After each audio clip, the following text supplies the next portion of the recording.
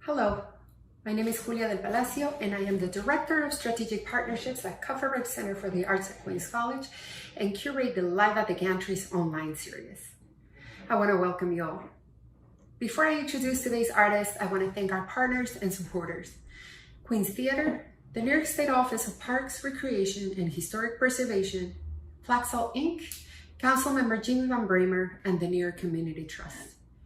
I also want to thank the New York Community Bank for providing major support to Kufferberg Center's annual season. Today, we're proud to bring you the Brooklyn Raga Massive.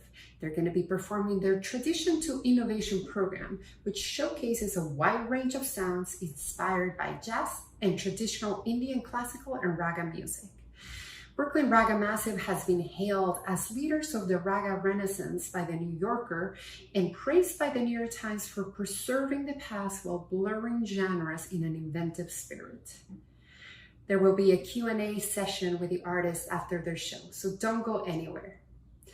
Remember, every Tuesday, 7 p.m. during July and August, we have our Live at the Gantries online.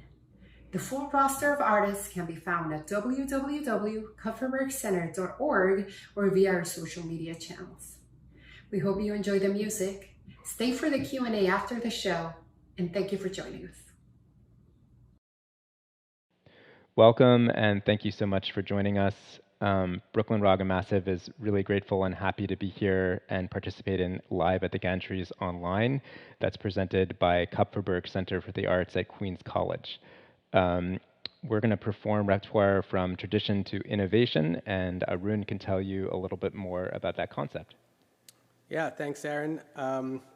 So Tradition to Innovation is a show or kind of a performance that Brooklyn Raga Massive has premiered and started at the Lincoln Center Atrium many years ago.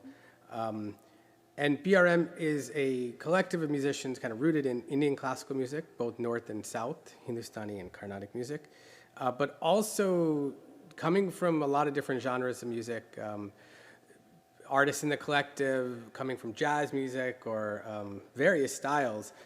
We're all kind of playing together, and the progression has been for us to start creating our own music, collaborating, cross-cultural work. So this show takes us through that full spectrum. We're going to start with a traditional raga, and then we're going to play one of Aaron's original pieces, and then ultimately we're going to end with an improvisation that's going to happen right here, spontaneously. So without further ado, we're going to start with a beautiful raga called Yaman in Hindustani music and called Kalyani in Carnatic music. So here it is. This is Rag Yaman, Rag Kalyani.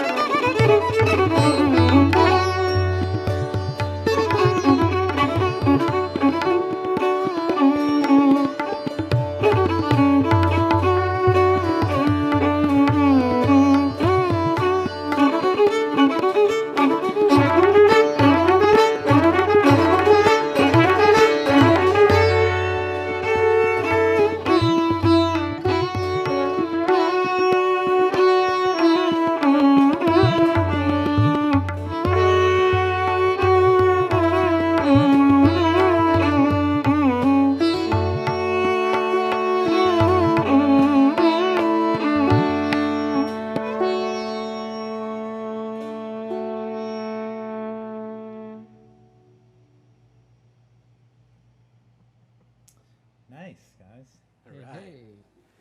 Good That was job. fun. Yeah, it was Awesome. Thank Cool, you cool, so cool, much. cool. We're going to continue with an original composition that I wrote called A Tiny Boat. And it's inspired by the writings of Zen poet Kobayashi Isa. In his writings, he's describing the loss of his daughter, who died when she was very young. And this is a description of a lantern ceremony where they put a tiny boat on the water of a river with a light in it, and he's watching it go down the river as he's remembering his daughter. So this is A Tiny Boat, and it's based in part in Rag Bimpalasi.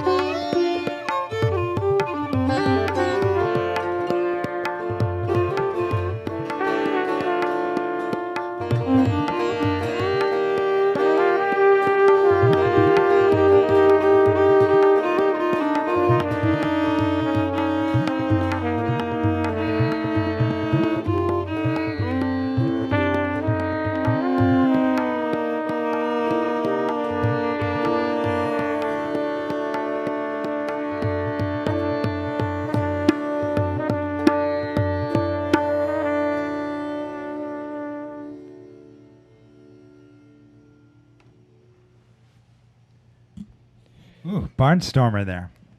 All right. Thanks a lot. We are the Brooklyn Raga Massive.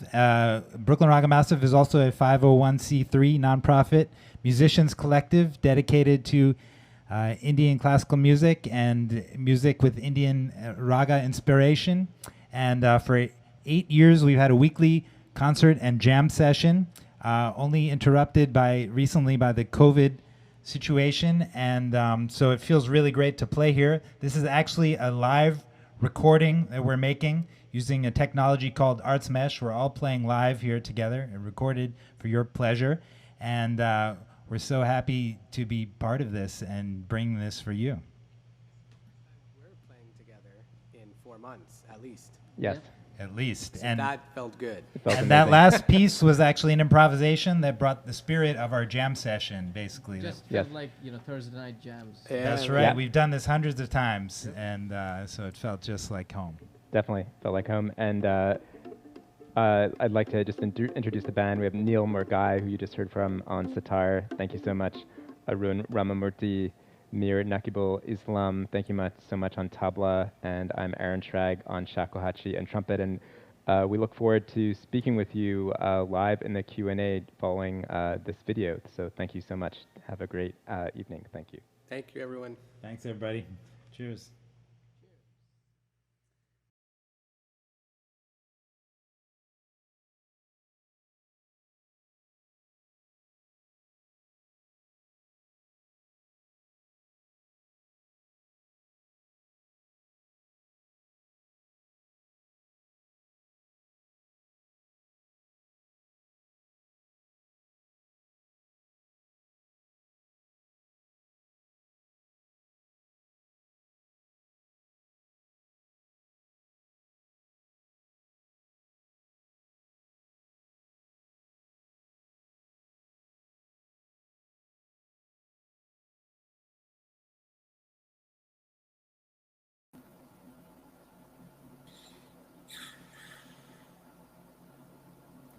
Well, hello, our audience members watching from home, and hello, Carlos, how are you doing? Hello, Julio. Doing great. Better now that after such an accomplished performance, such a lovely performance. That was wonderful.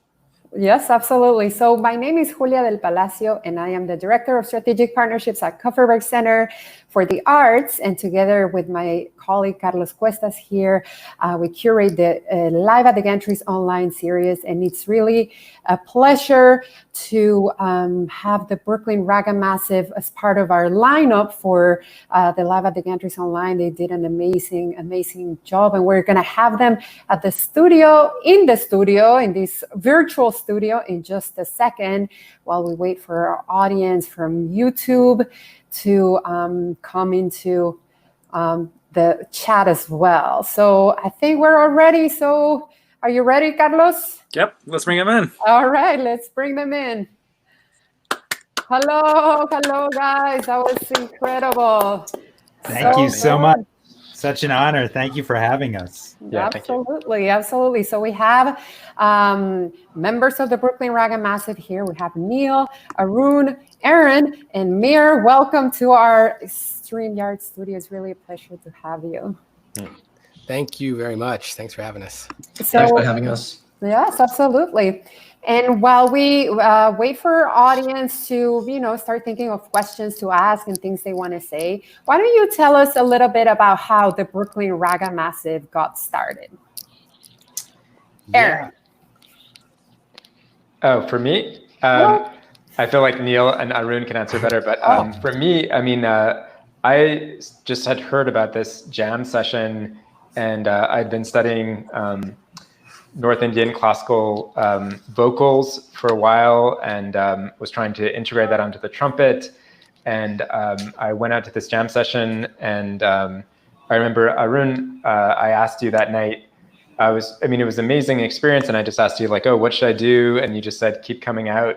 So I took your advice very seriously, and I kept coming out all the time, and got to know a new group of friends. I had actually known Neil from a musical contact that we had both performed with Akim Funk Buddha many years ago.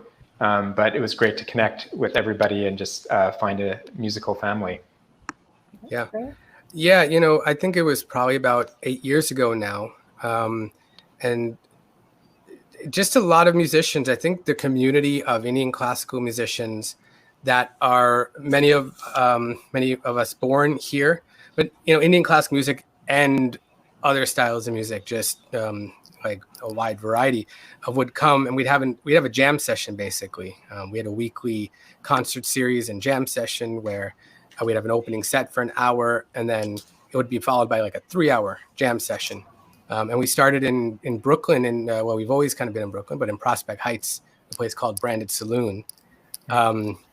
And every Monday, people would come out, and we'd have a lot of different folks coming out to the jam session, and it kind of made this community of people coming together and kind of on the stage figuring out how to work together and improvising. It was really a beautiful thing. And over the years, it just kind of, I feel like the community just kept growing, right? It was a beautiful thing. Yeah, having amassed our community through the jam session and so many great musicians like Mir. Mir, we met. He started coming to the jam session the week he moved to New York City. He emailed me. I said, he said, "How do you get involved with Brooklyn Raga Massive?" I said, "You come to the jam session," and then he's the house tabla player ever since. Basically, he came on my birthday. Almost exactly 4 years ago. Almost 4 years. Like your birthday is in August, right, or September? September 7th. September 7th. Yeah. So I moved into New York like late August, and I was bored. Like I came here for grad school, and then I was like trying to connect with all the musicians, and then BRM happened. So and then I have been like roommates with BRM friends, like hanging out with BRM friends. Yeah. So. That's a great story. I have actually been to Brandon Saloon many times. Good times at the Brandon Saloon. Oh, yeah. Yeah. It's an unsuspected place to have different kinds of music. Like you wouldn't expect it to have like, sort of like world music type thing. I mean, world in the sense of like, from different parts, and they present that. So that's great. It's great. Yeah, a bunch of us used to live in that neighborhood basically, and we used to go there and had other concerts there. Arun had many other concerts there, and we just asked them, "Hey, can we do a weekly?" And then, it was like blocks from our house. It was the perfect houses. Perfect. And Neil, in a funny way, like we were, or maybe it's sad, but we were supposed to go back to Branded actually in April of this year. Right. We were going to start our weekly 8 years later, come back to Branded, and but because of the COVID, that all got shut down. And we in our 8 years of existence, we've probably been at like 20 different venues, having our weekly. We have residencies at different places, including Pioneer Works, and most recently at the Jalopy Theater. We were there for almost 2 years. Thursday nights at Jalopy Theater. And of course, 5 years ago, we went on to form a 501c3 nonprofit, and I've been raising a lot of money through grants and stuff to continue to put on concerts. And we've been fortunate to have received some major grants in this time period, and that's helped us to, we've had twice a week workshops where we've invited artists from our community and other artists that we invite, and we pay them to give a workshop we offer to the community for free. So and to put on concerts like this, and we appreciate the support of Kupferberg and all, and so we feel really in a good position right now to support our community and try to keep the music going and find ways to keep the music going like we did tonight. Yeah, so folks, if you like the music and feel like donating, we're going to be sharing, the website and social media handles and all of that a little later. So keep an eye out for that. So I know, Carlos, you had a question you wanted to ask. I do. And, in a way, I don't want for it to get lost. The mission of Brooklyn Raga Massive, that is so important in terms of what it is that folks, from outside of the United States bring and give within the United States bring so much meaning to the existence of communities, especially we're lucky to live in New York City, but all over the country. So kudos to that. That's really fantastic. But thinking about more the musical aspects of it, I mean, this question almost answered itself, but it would be nice to hear from you guys of what do you think makes Brooklyn Raga Massive. I guess the word unique is part of the question, but especially when you compare to more sort of traditional Indian classical music styles, which I know you also do. But as a collective, what it is that is Brooklyn Raga Massive sort of bringing musically into the realm of Indian classical music and its rich history in New York City? Well, I think a lot of us, I can speak for myself, we can all say a little something, but, we all come from diverse backgrounds, right? And we're all bringing different things to the table, including Indian classical music. And I grew up playing guitar and playing trombone also, in jazz bands and orchestras and marching band and rock music with guitar. So, I have a lot of different things that I can bring to the table that helps keeps me inspired. Yeah. Mir, you want to go ahead, Mir? Yeah. Oh, Aaron or me? Mir. Go ahead. Yeah, I think yes, like a part of like Brooklyn Raga Massive is like Indian like pure raga music. So in like different weeklies and like for Raga's Life Festival. So there are some events where it's purely Indian classical, and then there are some events where it's more like jazz, like it's clear jazz, and then there's a lot of overlap. Say for example, like my instrument like that I play. So before like BRM, I never played it in a setup where there are other jazz musicians, and for me to express myself like throughout totally Indian vocabulary of like the tabla, so that won't make sense or that won't fit in a lot of music. So I think it's basically every musician who is bringing something new, so they are basically reshaping the way of their playing their instrument, and they're stretching their efforts and their improvisation. So that's how it's different from particularly any Indian raga music or jazz or any other like specific genre. So that's my take on it. Sure. I think a lot of that happens, going off of what Mir said, is really coming back to the jam session, in the sense that a lot of that adjusting and finding each other and finding yourself happens sort of organically. And I think it's different. It's unique from other communities. The other communities have jam sessions, but there's an inclusivity that Brooklyn Raga Massive has that I think is unique, in which there's a very welcoming environment. You often get musicians on stage of varying levels and experience, and it's a really welcoming atmosphere, and everybody can really benefit from that, whether you're in more of a supportive role or you're pushing things forward. And that just gives us a very, I think, different kind of standing when people think about Brooklyn Raga Massive events, and it gives them a different association in their mind, I think. Yeah, and I would say I agree so much that I think the artists, the musicians, the community of people that are curious, that are open and willing to find ways to collaborate always, but then also diversity in the styles of music. There's just a lot of different people bringing something to the table that inspires. And everybody wants to be inspired, so it just becomes this this trading of knowledge and sharing of knowledge and experience that has been really enriching, I think, for everybody. And not that doesn't exist in other styles or within other styles, but I grew up a Carnatic musician, and I only played Carnatic music on my instrument for the first 25 years or 20 years of playing. And really, after moving to New York, I lived in Jersey, not too far, but after moving to Brooklyn, just meeting so many musicians from other genres and from other places that were making me hear things different, it was eye-opening. So, I mean, it's a product of New York also, and what you want. New York is a place where you can meet so many beautiful people that are willing to share, that will inspire you and make you open up. Yeah. So that's great. And it's actually a very good segue for a question from one of our audience members. John, who from YouTube, is saying, could Brooklyn Raga Massive have been created in other city on the planet other than Brooklyn? So That's pretty funny.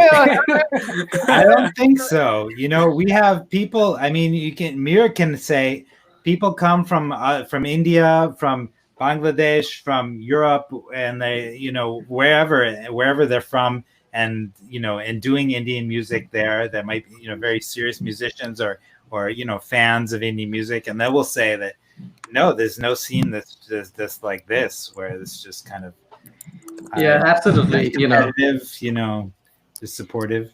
Yeah, and after BRM happened, like there, I at least like know about like two other communities that sort of like that grew, like that followed BRM later in different cities. So I know about like one in Washington D.C. and that's like District of Raga, and then a Berlin Raga tribe. So that's in Berlin, Germany. They were all inspired by us for sure. There's no doubt about that. Raga. I know the Berlin Raga tribe. In fact, like I know them personally, so it's definitely the inspiration is there.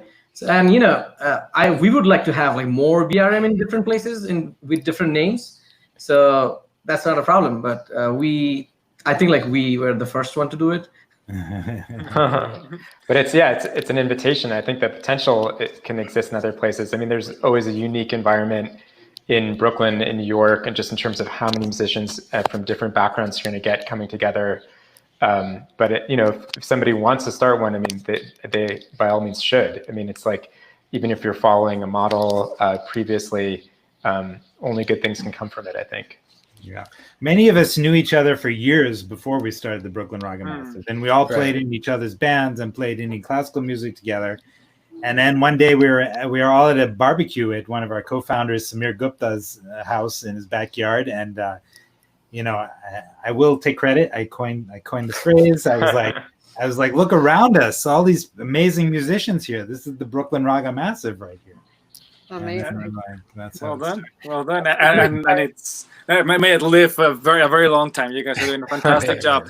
So much so that our friend from YouTube, Teresa Lenz, is saying, "Such a great show. Thanks for sharing your music with us." So, you guys got a fan there.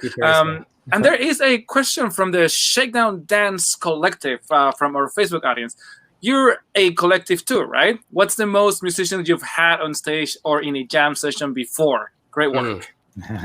Well, we were just kind of talking about this in the pre-show, but I don't know if Joe's like we do a version of In C, Terry Riley's In C, which is like a minimalist composition, and it features like a very big band. I think we had 22 at Joe's Pub. Neil, we played at Art Cafe many years ago. 20 at Art Cafe, which tiny space. Could have been 25. I don't know, but it's been in that ballpark. How many were at the MoMA? Was that more or the same? We're all spread out, maybe. Around the same. Probably around the same. Yeah. And then another thing, BRM has just put out an album in collaboration with Adam Rudolph's Go Organic Orchestra. He's an amazing percussionist, and an album called Ragmala. So, Adam's orchestra is the Go Organic's been around for a long time. I think they have 20 some odd, or 30 probably. And then it was 8 or 10 of us. So there was 40 people on that record. That wasn't a live show, but we have about 25 to 30. A live show, easily, yeah. And keep in mind, this is also very unconventional for Indian classical music to have that. Usually it's duo or trio or, quartet in Carnatic music. Yeah, often. Yeah, maybe like for Talvadya Kacheri, like 4 like person percussion ensemble. So not more than 4 ever. That's one of the reasons that we did like something like In C. It's a very community-oriented piece written by Terry Riley, and it allows for all of us, everybody in the collective, to play together essentially. Yeah. Well, that's really interesting that, how this is why it's massive, right? Because you have so many people and playing at the same time, and it's really a community effort. So that's great. We have another question from Facebook, the CUNY Dance Initiative. They are curious if the Southern Indian classical sound may differ from another area of India. Would love to understand it better. Yeah, I could take that. Yeah, basically, really. I'm coming from the Southern classical tradition called Carnatic music. So the South Indian classical music is called Carnatic. The North Indian classical is Hindustani. And Carnatic music uses a mridangam as the percussion instrument, as opposed to what Mir was playing, which was a tabla, which is a North Indian instrument. Some of the instruments differ, like sitar and sarod are from North India, whereas like violin is very prominent in South India, and the veena, and it's very vocal centric in Carnatic music in South India. And there's some differences. They're kind of rooted in the same things. They the theory of raga and tala, these kind of core elements of Indian classical music, is the same in both North and South. But their approaches to improvisation are different. Some of the forms are different, and the ragas slightly differ. But it's a beautiful kind of arc that goes like this, and all the music in between is pretty incredible. Definitely. Yeah. I mean, it's obviously a massive country, so the variety of music is just too much to account. But that was really succinct. Thank you. We have a hello from Forest Hills, Queens, by Khalil Ahmadi. So shout out from Khalil from Forest Hills. That's pretty cool. All right, Queens. All right, Queens. And Ken Fields from our Facebook audience All says. right. Thank you, guys. I'm so happy. What does a global Brooklyn Raga Massive, to go back to the earlier conversation, look like in networked future, even after COVID? May you jam with people in other countries, including the steady latency factor? Hello, Ken. Well, shout out to Ken. Ken is actually the creator of Arts Mesh, which is the program that we use to record this. This was a live recording. We didn't just play now. It was live, but we did play together live using Arts Mesh. This is a way to play with low latency and very high quality audio, especially if you're within a few hundred miles together of each other. And if you're in the same city, then it's really, really great. So, it allows us to play in real time. And that's if you're within a few hundred miles. You can't escape the speed of light, however. So Sure. if somebody's on the other side of the country, or in Hawaii, or in another part of the world, you can still make music. I was just watching an article about this, NPR article about this today, and the guy said, no, they can't. New York and Hawaii can't play music. And I was like, no, that's wrong. You can play music. You just have to expand your mind about what music can be. Sure. You can't play a conventional like time signature or a jazz standard. You have to play something like Terry Riley's In C or something more abstract. But you can play in rhythmic time actually if you calculate the latency between yourself and the other person, and you set your rhythm to be that latency, basically.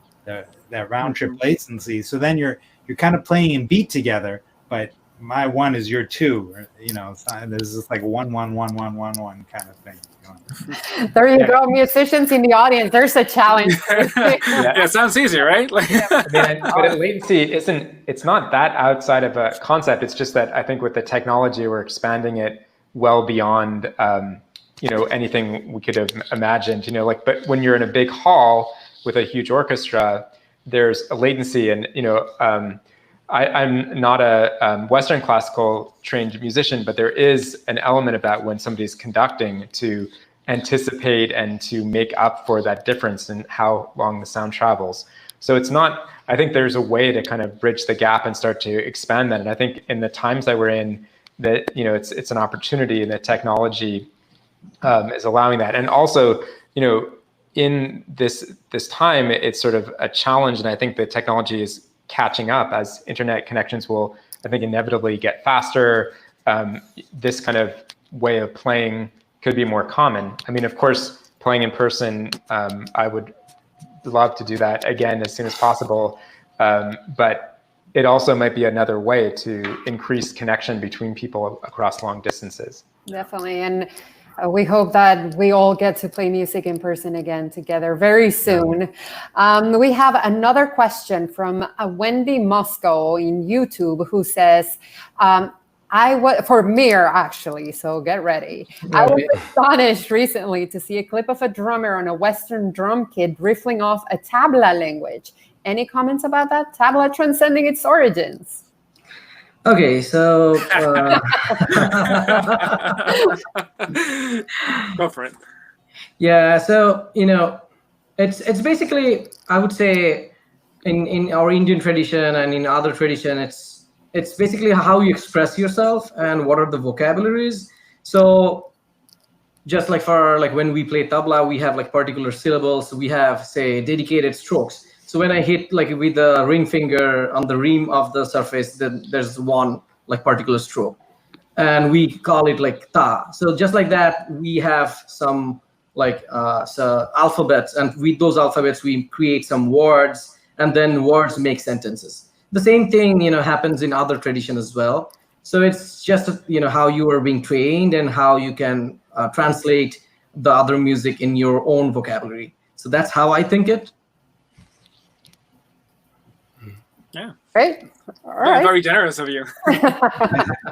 Yeah, definitely. A lot of the approach for different music is different, and where like you're using a drum set, like how you are applying your like drumming skill if you're a drum set player. So for a drum set player, usually you are accompanying songs, sometimes maybe playing in a jazz setup. But for tabla, the application is different. So depending on the application, the vocabulary is also different, and the type of sound your drum can create. So that also brings a different aspect. The visual brings a different aspect. So it's adopted differently in different cultures. And if you are so for me, since I grew up like learning tabla since I was 6, so for me, I always translate any other drumming technique into like my tabla vocabulary. I see that, and just like a language. So I'm like a native Bengali speaker. So in my head, everything is getting translated in real time in English, like from Bengali to English. So just like that, me as a tabla player, I think like a tabla player, and anything that I hear, I just translate it, and vice versa, for other drummers. So that's like my take. I don't know like how other people think. And maybe like this question, Neil or like Arun or Aaron, I think like you can also add something. Well, I'll also play a little bit of percussion, some frame drums, and have studied some of the Indian bowls, North and South Indian, and apply them all to all my instruments actually. So it doesn't seem at all surprising to apply to a drum set at all. Yeah.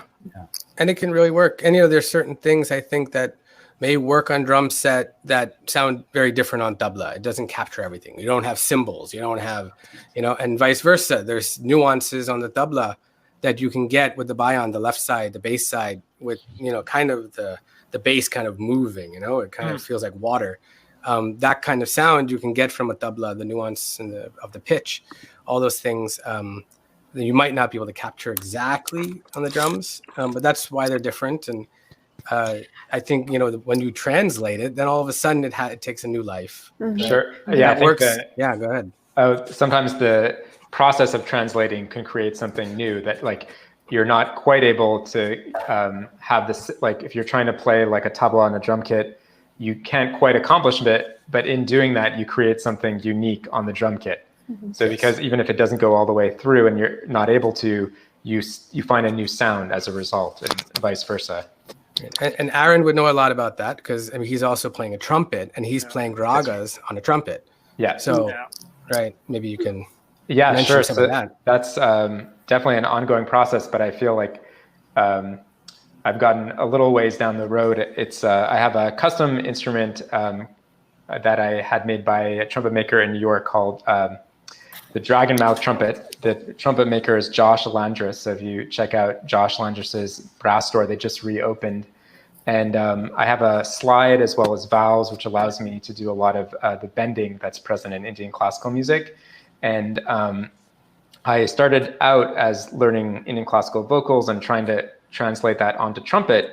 And I guess that sort of what I was talking about in terms of that translation, in sort of failing to do that, I thought about how I could change the trumpet in order to really make me be able to do it a little more successfully. But it still ends up having a unique sound because I'm not playing Indian classical instrument. It's always going to sound a little bit different and sort of exist between the two worlds. Mm-hmm. Oh, that's really fascinating. And, it tells us that music is, and especially traditional music, is not a static thing. It's something that's always, in dialogue with other traditions and other musics. And and to me, that's a wonderful thing about being in a city like New York, for example, where there are people that bring with them so much from their own backgrounds. So with that, we're going to start wrapping up. It's been really a pleasure to have you. Tell us, how can people find you? What's your website? What's your social media? How can people listen more? I see. Great. I see you got it down there, which is great. And, brooklynragamassive.org.com, they'll both work.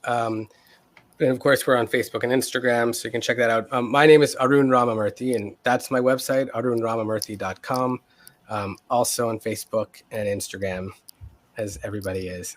So everybody is these days. And okay, and since you said before, you guys are a 501c3, so if people want to make donations, they can do so, and they're tax deductible, correct? Yeah, absolutely. You can go to our website and sign up on our mailing list. And we have, in these COVID times, we're having workshops once or twice a week.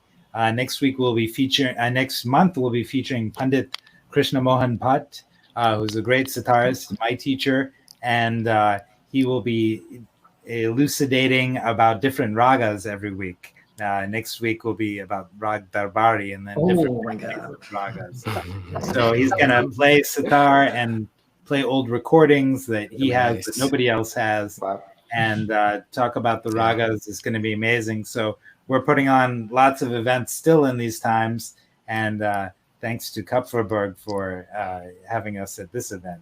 Absolutely. It's been a real pleasure and a fantastic set. And to our audience members, remember to keep coming back every Tuesday. Well, we only have August left, but we have 4 more concerts to go every Tuesday at 7 p.m. Next week, we have Fernandito Ferrer from Puerto Rico, who's going to be singing his own take on Nueva Canción. So keep coming back. Thank you so much, guys. And hope to see you soon again. Yes. Thank you, guys. Thank you very much for having us. Sometime soon. Yes. Thank you.